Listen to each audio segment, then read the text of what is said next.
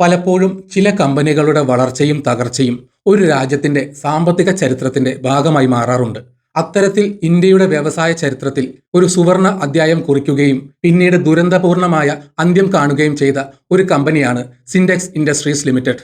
Sintex tank എന്ന പേര് കേൾക്കുമ്പോൾ തന്നെ നമ്മുടെ മനസ്സിൽ തെളിയുന്നത് വെള്ളം സംഭരിക്കുന്നതിനുള്ള വലിയ പ്ലാസ്റ്റിക് ടാങ്കുകളാണ്. ഇന്ത്യയിലെ ഒട്ടുമിക്ക വീടുകളിലും സ്ഥാപനങ്ങളിലും ഈ ടാങ്കുകൾ ഒരു സാധാരണ കാഴ്ചയായിരുന്നു.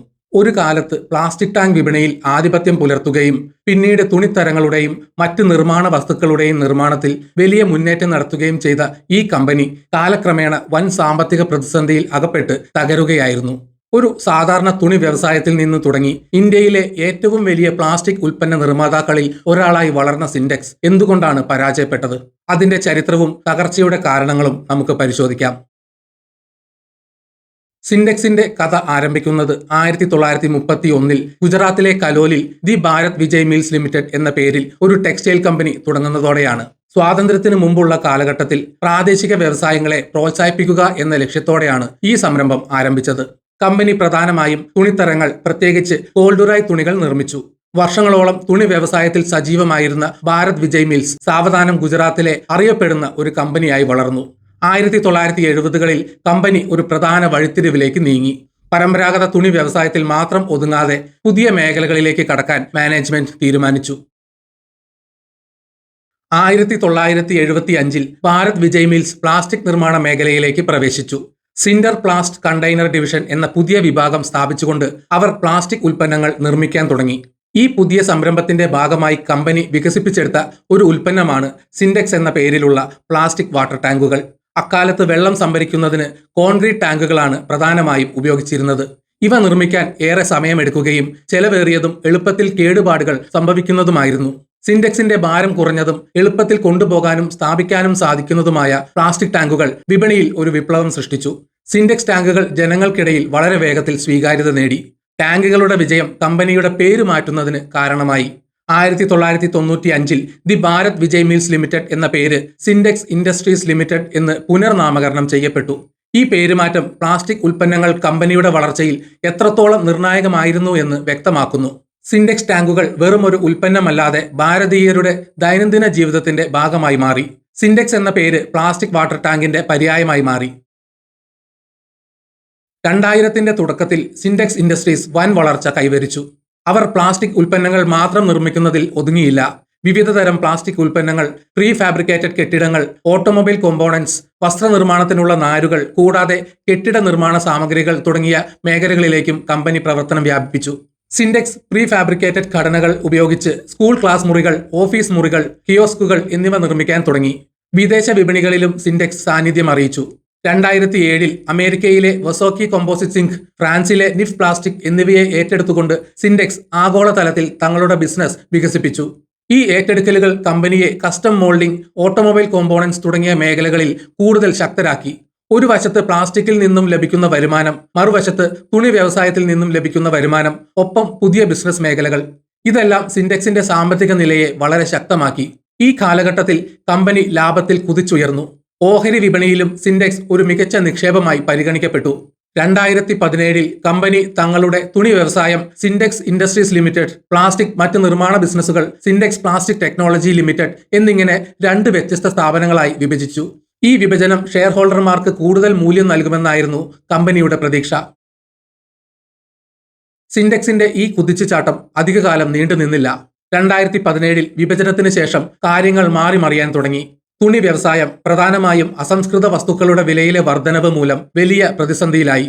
പ്രധാന അസംസ്കൃത വസ്തുവായ പരുത്തിയുടെ വില വർദ്ധിച്ചപ്പോൾ സിന്റെക്സിന് ഉൽപാദന ചെലവ് ക്രമാതീതമായി ഉയർന്നു. ഇതേസമയം വിപണിയിൽ തുണിത്തരങ്ങൾക്ക് ആവശ്യകത കുറയുകയും വിദേശ കയറ്റുമതിയിൽ മാന്ദ്യം സംഭവിക്കുകയും ചെയ്തു. ഇത് കമ്പനിയുടെ ലാഭത്തെ സാരമായി ബാധിച്ചു. അതേസമയം പ്ലാസ്റ്റിക് ബിസിനസ് വിഭാഗത്തിലും പ്രശ്നങ്ങൾ ഉടലെടുത്തു. ചെറുകിട ഉൽപാദകരിൽ നിന്നുള്ള കടുത്ത മത്സരം സിന്റെക്സിന്റെ ലാഭം കുറച്ചു.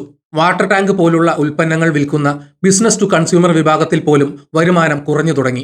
വൻതോതിലുള്ള വിദേശ ഏറ്റെടുക്കലുകളും വികസന പദ്ധതികളും കമ്പനിയുടെ സാമ്പത്തിക ഭാരം വർദ്ധിപ്പിച്ചു. ഇത് വലിയ കടക്കെണിയിലേക്ക് നയിച്ചു.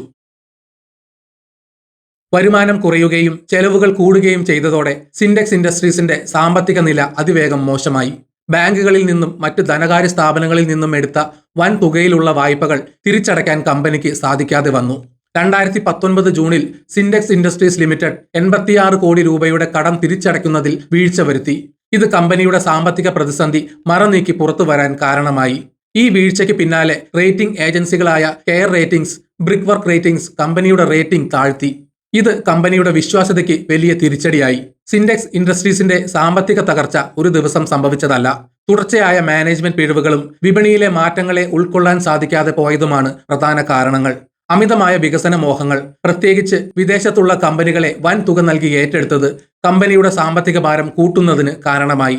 സ്വന്തം ഉൽപ്പന്നങ്ങൾക്ക് കടുത്ത മത്സരം നേരിടേണ്ടി വന്നപ്പോഴും വിപണിയിൽ പിടിച്ചു നിൽക്കാൻ പുതിയ തന്ത്രങ്ങൾ ആവിഷ്കരിക്കുന്നതിൽ കമ്പനി പരാജയപ്പെട്ടു. തുടർച്ചയായ സാമ്പത്തിക വീഴ്ചകൾ കാരണം സിൻഡെക്സ് ഇൻഡസ്ട്രീസിനെതിരെ നിയമ നടപടികൾ ആരംഭിച്ചു. 2020 ഡിസംബറിൽ ഇൻവെസ്കോ അസറ്റ് മാനേജ്മെന്റ് സിൻഡെക്സിനെതിരെ പാപ്പരത്ത നിയമപ്രകാരം കേസ് ഫയൽ ചെയ്തു. ഇത് കമ്പനിയുടെ അവസാന അധ്യായത്തിന് തുടക്കമിട്ടു. 2021 ഏപ്രിലിൽ നാഷണൽ കമ്പനി ലോ ട്രിബ്യൂണൽ സിൻഡെക്സിനെതിരെയുള്ള പാപ്പരത്ത നടപടികൾക്ക് അനുമതി നൽകി.